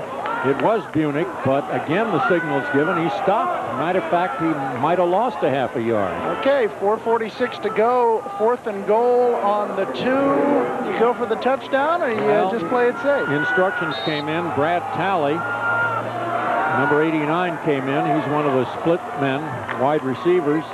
So he brought the word. 4th down, 1.5 to go. Kraus fakes, gives to Kidwell. He should score. Did he? No, he didn't get in. Wow, it looked for all the world like Kidwell had the alley to get there, but Eckel closed it up, and he had some help at the last minute. Wow. You, like I, thought that Kidwell was heading right for the end zone. He had the speed, he had the angle, he had the motion, but he just couldn't get in there, as Eckel was able just to trounce on him right at the 1-yard line. That's about as close as you can get. So now Sehome has it deep in their own territory. Dangerous territory. Let's see what Cam Harding does. Gives off to his fullback, Smith, and Smith does a nice job of getting out away from the goal line, across the 5 to perhaps the 7-yard line. And right there to hit him was Jake Reppin, the safety man, who's made quite a few tackles tonight. He's only 165 pounds. Can't afford to do anything fancy. You just have to do a simple play, and that simple dive gained about 6 yards for the Mariners, and that'll give them a little breathing room. So it's second down and, like 3.5 yards to go. Fumble on the quarterback exchange. And looks like Sehome got it back, but for a loss. And instead of second and short, it's going to be third and that troublesome distance of yardage to get. About 4.5 yards to go, almost 5. And once again, Sehome deep in their territory fumbles the ball after having some momentum. That was a good first play out of the gate, being deep in their own territory. But when you fumble the exchange like that, it'll kill you. Now they've got a 3rd and long in their own territory. There's Harding on the wide pitch, and that's mishandled, but recovered for a loss, or about at the line of scrimmage, I guess, at the 5 or 6. Ben Amel was right there to make sure he didn't go anywhere. That was Chiabai who took the pitch on the option, but couldn't handle it very well. Well, at least they've got a little room for their punter back there on 4th down. Remember, they started this at the half-yard line, so they got out there for about 5 yards. But back lined up around the 45 is Kraus. We've seen him take off for a 37-yard return and about a 40-yard or 27-yard return earlier. Back there with Podol, and they rush him. Oh, a nice punt. Wow. Podol takes it at the 44, 40. And knocked out of bounds near the 35, and I don't know if that's a beanbag or I guess it is a flag that went flying. Yeah, a couple of them. Capelli knocked him out of bounds. Well, here's the clip. Well, we've had a few unfortunate clips tonight during those wide open plays. And obviously the penalty will be accepted by the Sehome Mariners, which will negate some of that beautiful field position of Snohomish and bring it back across the midfield stripe to the Panther 48-yard line. 2:06 to go in the 3rd quarter. 20-13. Snohomish leading, but it's not a safe lead by any stretch of the imagination. Kraus has gone the full distance at quarterback. Kidwell is a wing back to the right side. And there's the handoff to Bunich. Bunich breaks into the secondary. Big yardage, and he's got the first down. So they had a long way to go, and he made the first down with a couple or 3 yards to spare. Bunich's just a real bulldog in there for the Panthers. Found the hole, and actually, when the hole closed up, he was able to cut up field and got some good yardage. Ran into the back of one of his own players, Joe Kidwell, who was the lead blocker. You got to get out of his way if he's going to come through the middle, or else you're going to have a sore back in the morning, courtesy of one of your own players. Again, Kidwell is the wingback right. Handoff to the second man, Mertz, and he is dumped for a big loss. Wow. There was a terrific charge through by Lee Eckel, who is asserting himself more and more as the game goes on. Remember, he saved the touchdown a couple minutes back. And right now, Snohomish has second down and 14 yards to go for the first. They have to get inside the 30. As Kraus back to pass, lofts one out to the side, should be intercepted. If he hung on, it is an interception, and it is. Let's see who got it. You got it, John. Who? Trevor Walker was able to come down with it, and there will be an additional penalty tacked on that. They might have gotten a face mask. Let's take a look at it again. Kraus looking long, had a man wide open if he had sent it long enough. But Walker is there, and he just pulls it right in between two players. That was intended for Brad Talley, and I think Talley might have gotten the face mask. So in addition to being burned with the interception, there will be a few more yards. Try 15 of them. First down for Sehome. And Sehome gets a great spot to start the drive at the Mariner 43-yard line. They line up with their wing back to the right. He comes in motion. There's the handoff up the middle. Goes Cory Smith, the fullback, and he gets nice yardage. 5 or 6 at least, as Kidwell comes up from the secondary to make the stop, or actually he plays defensive end, and also Darren Bunich. Well, he got 6 yards. The ball nudged just over the 50 into Snohomish territory. We're getting very close to the end of the third quarter. Still 20-13, Snohomish on top. Sehome has had the ball 1, 2, 3, 4, 5 times. Whoops. There's a false charge through by one or the other team, and we'll have to let the officials say who violated the neutral zone. This is offside by the offensive team. So instead of short yardage, going to be long yardage on second down. And we have 29 seconds to play in the third quarter. Sehome has had the ball 5 times in the quarter. They've scored on 1 of those 5 attempts. The other 4 were 3 and out. Here's Harding giving it off to Smith on the option type offense where he puts it in the fullback's belly. This time he didn't take it away. And the yardage gain was up to the Sehome 49. I don't know if they'll get another play away or not. It's at 9, 8, and counting down. Last tackle was by Chris Soren, who's had a good game both ways tonight, offense and defense. Okay, there's all zeros on the scoreboard clock. We've reached the end of the third quarter, and there you see it. The Panthers hanging on to a 7-point lead, 20-13. Back in just a moment to conclude TCI's Game of the Week.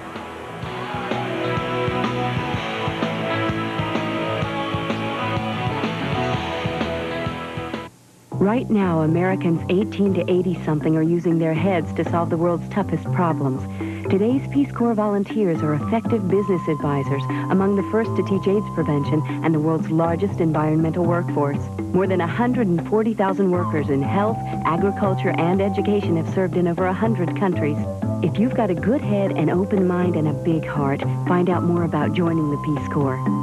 Peace Corps, the toughest job you'll ever love. 12 minutes remain in this football game at Snohomish, and the homestanding crowd has a lot to cheer about because their team is ahead 20-13. Before we get going, John Horton, any comments here?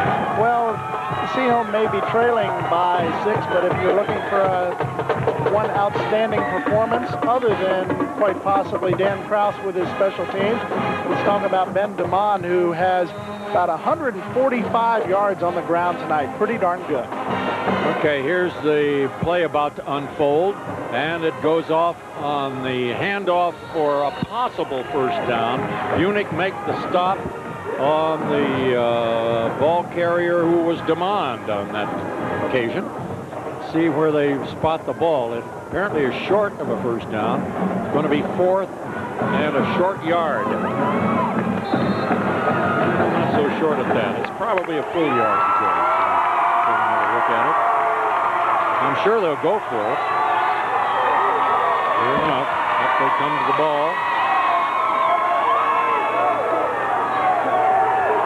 Full house backfield this time. And a slanting buck to the right side that gets the first down.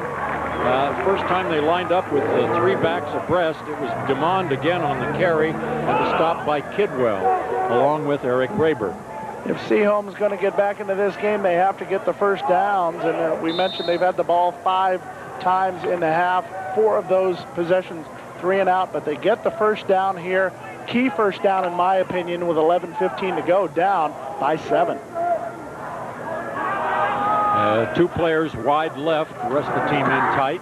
And here's the handoff. No, it's a fake and a pass that's way wide of the mark. That was intended for number 9.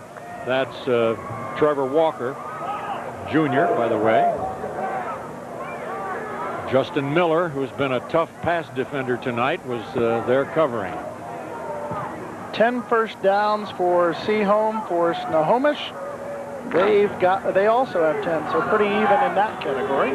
Very even, dead even.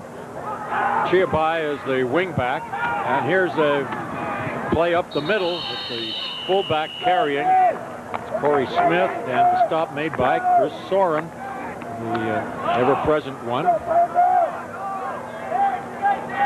Pretty good gain, and that was all physical ability by Cory Smith. It looked like he was going to be stopped right at the line of scrimmage, but just shoved his way up for a 5-yard gain to leave a 3rd and 5 instead of a 3rd and very long. Chiabaya lines up as a wing right.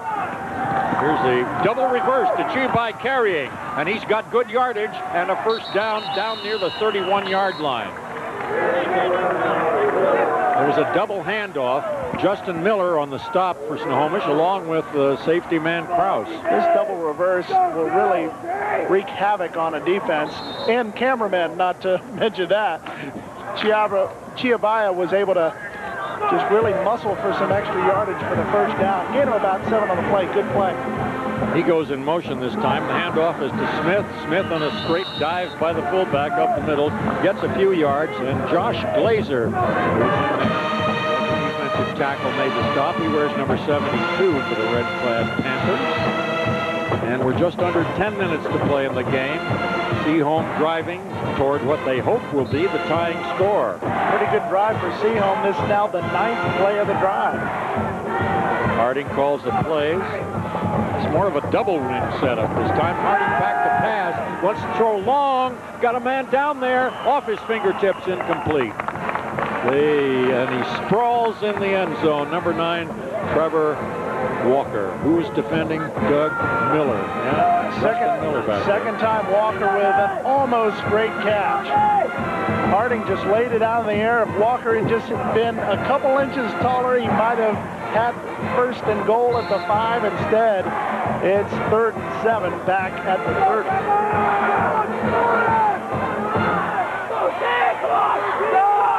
Harding's going to pass again. Pumps, fakes, sends one that didn't have anything on it for whatever reason. It was way short of the intended receiver, who was Petrell. Credit Torrin Duggar with some good pressure right up the middle. When you're 6'4", 230 pounds, and you're going right after a quarterback, the quarterback will usually have to change his momentum.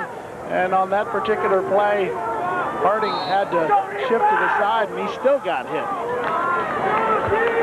Well, they're going for it on 4th down and almost 8 yards to go just inside the 30. And there's Harding with good protection, throws out to the side, off the fingertips of the receiver Heath Ovens, who is a 6'5", 227-pound player, as Raber was back defending for the Panthers. Well, the ball goes over to Snohomish as they have repulsed the threat, such as it was. It reached the 30, and that was it. 11 plays on the Sehome drive, but when you had to prevent defense in there for Snohomish like they did on the last defensive play, you'll stop the drive, and now the Panthers have the ball and control. And the handoff to the big man up the middle. The fullback didn't get too much, and tackled right around the ankles by number 52, Vanderpool. And he did get a yard. Snohomish has always relied on the fullback. Probably the best of all was Rick Fenney a few years back. Bunich reminds me a lot of Moose Johnson, the guy who plays for the Dallas Cowboys. Just one of those big guys who just workmanlike attitude, taking it right up the middle, and basically says, you're going to have to stop me. I'm not going down for anybody. Here's the 2nd down and 9 play. It's given off to Kidwell, avoids one tackle, and then they really rally to the ball, the defenders do, and he didn't gain a thing. Among them was Brady Twait, also Josh Terrell. And Kidwell might have gotten nicked a little bit there. Uh-oh, he is down, isn't he? Well, he's been a good player both ways tonight. Joe is 192-pound senior. Plays defensive end when the other team has the ball. Plays a running back, usually from the wing back spot. And he's on offense. And he is down. His 2nd player to spend some time on the artificial turf as they work over him.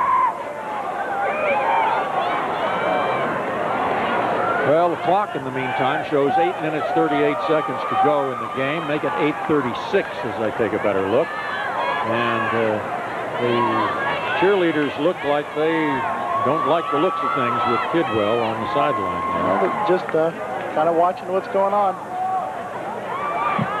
You know, I'm going to have to change my hats very quickly here, going from football to volleyball. We've got a volleyball game coming up later on this week on TCI with Kamiak taking on Cascade. Listen, we might not even mention volleyball around here. My man who works with me and has for 7 or 8 years, Carl Nichols, was playing volleyball and ripped his patella tendon. Ouch. And had surgery today. I hope he's doing. That's why he's not here. Here's a handoff on the scissor play, and Sehomish's ball carrier stopped by Lee Eckel once again.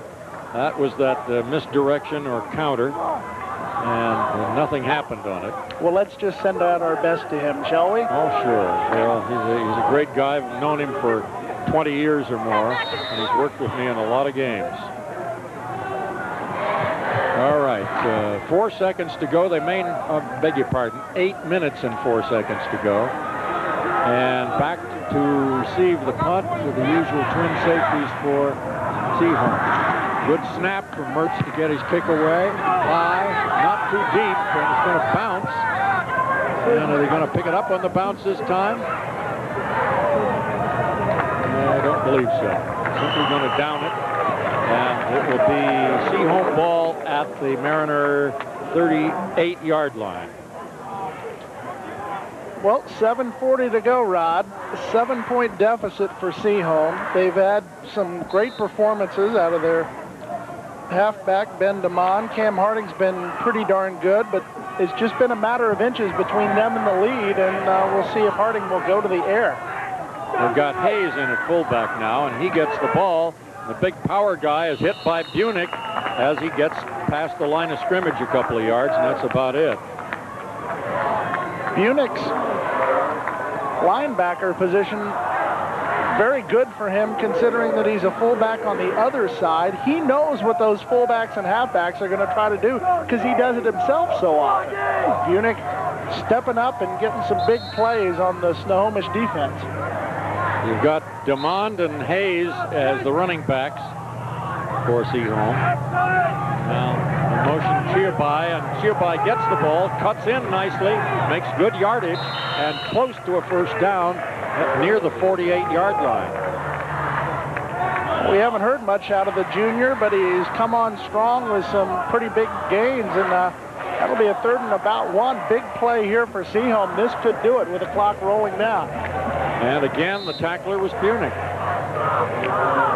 Okay, 3rd down and probably only a half a yard to go. Harding waits, long count. Got it, gives it off. Well, it's a struggle. He may have reached the first down marker, and Simmons was right there to block his way, trying to look and see if that was Hayes. No, it was Smith who carried. Smith back in at fullback, number 31. Looks to me like he got the first down, and the officials say, yep, that's it. Davey Thompson also getting a part of that tackle. Well, the clock shows 6:14. They've put it in motion again after the first down was established. And the clock will start to play a part from now on. After all, Sehome doesn't want the clock to run too fast. In motion goes Chiabai, again takes the reverse, and as he cuts back, he cuts right into heavy traffic, especially Darren Bunich. Got a nose for that football. 12 first downs for the Mariners.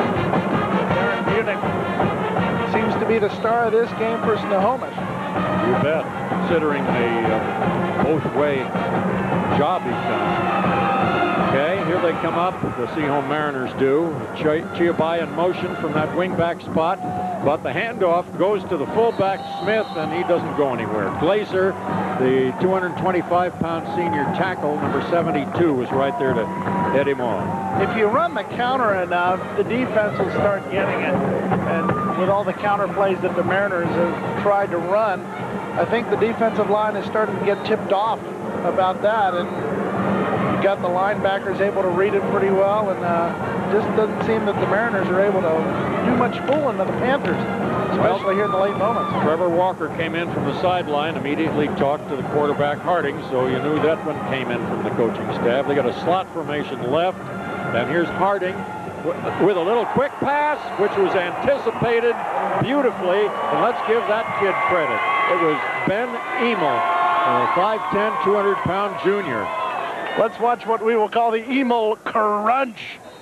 As Emil had that one read from the get-go, just wrapped him up, took him down, and I bet you he'll feel that one tomorrow. Yikes. Well, Kraus goes back as a single return man this time, anticipating the punt from Allard. Gets it away. Nice punt from the 15-yard line. Nice return by Kraus once again. He gets it clear up to the 34, perhaps the 35. As the stop made by Michael Schultz, who plays center. He was the snapper on that play. Kraus with a 20-yard run, and if I take a look back at my papers for his return, I think he's gone over 100 yards, or pretty darn near 100 yards in punt return yardage. You bet. And considering the fact that he's a two-way player, he's had a heck of a game as well. He and Bunich both. Okay, are they going to try to run the clock here? They do with Bunich, and Bunich's got a carry of about 4 yards before he's hit by Gabe Robinson. This is where we start talking about 4 yards of play. If you can just kind of run it up the middle, run a little bit off the clock, you're not going to let the Mariners back in this game. And as powerful as Darren Bunich is, especially going right up the middle, they'll be able to keep that 7-point lead. Clock still in motion with 34, 3:33, 3:32, 3:30 right now. 2nd down and 6. Full house backfield. And here's a keeper by Kraus. Not too much yardage, but at least he held on to the ball, which is important. That could have been a dangerous play had he pitched it out. What they don't want is the fumble, of course. Cottrell was in on the stop. He's number 82. And timeout called by Sehome. With 3:08 to play in the game, trying to conserve a little of that clock time. If they can make a stand here and not let Snohomish get the first down, they should get the ball back with reasonable field position, at least on a punt. So we shall see. By the way, just looking ahead to next week, we've got Shorewood at Cascade at Everett Memorial Stadium coming up. So I'm wondering, John, if I'll have my usual colleagues back next week. Sure hope that both Bert Marsh and Carl Nichols can be with us, but who knows? You guys have done a heck of a job working with Doug Doniger as our spotter. John Horton is doing all kinds of things, being our expert commentator, as well as keeping a lot of statistics and all kinds of things. I got to tell you, it's been a real joy getting to see some great high school football action here in the Westco Conference. Like I said, I got to see an awful lot of it in Texas and in Maryland, and it's great to see the Washington brand here. By the way, Kidwell is back in action. He's in the backfield, lining up now at right half. Here's the handoff to Bunich, and he tries to pile his way forward to the first down. He's about 1.5 yards short, I think. They will have to kick, and Heath Ovens was the primary stopper. But the clock continues to move on. We're under 3 minutes now, 2:50. Well, it stopped at 2:52 with a timeout taken by Sehome. And I think they have one left. I believe you are correct. Which doesn't leave them with a lot of options, really, and not a lot of time when they do get the ball back. Well, we've seen that Cam Harding has a rifle for an arm, and if he can, he's had 2 or 3 plays that have almost gone for about 30 yards, a couple of passes to Trevor Walker that have just been out of the reach of Walker. So Sehome with the potential to be able to have the big play to come back. But it'll rest very much on the foot of Jeremy Meertz here.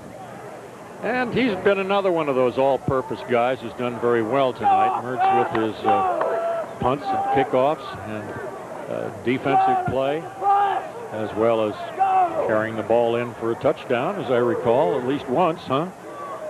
Okay, 4th down, a little over 1 yard to go.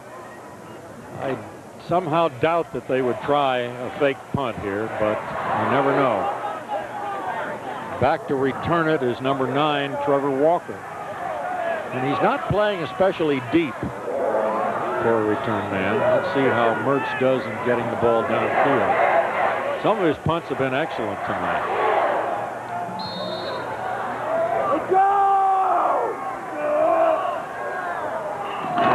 Good snap. Gets it away. And it's going away from the receiver, but it's going to bounce into his hands at the 20. Trevor Walker avoids nobody. 2 tacklers hem him in. Justin Miller was the first man there, and he's going to be put down at the 23-yard line in Sehome territory. So they have 77 yards to go to get to where they have a chance to tie or perhaps go ahead. Miller with an interesting way of stopping the ball. He pushed one of the Sehome players back into Walker to start the stop, and you know, whatever works, it'll do it. Absolutely. Okay, 2:46 to go. Clock will start when the ball is snapped. Look for Harding to do something in the air, certainly, and he will on this first down play. Throws, and it's caught for a gain of probably 8 yards or so. Mertz, as we just mentioned, a fine all-around player, makes the stop on the receiver, and the receiver was Trevor Walker. Let's see where they put it down. It's not a first down, but what is it, the 30? It's like it's between the 36 and the 37-yard line. But it may be even farther than that, because it looks like they're going to step off a penalty here. Oh, my.